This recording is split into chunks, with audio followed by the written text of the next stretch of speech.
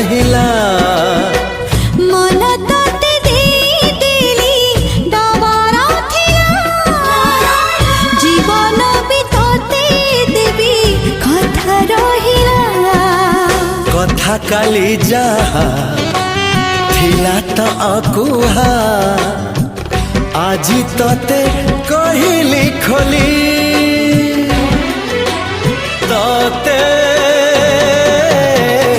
तते भल पा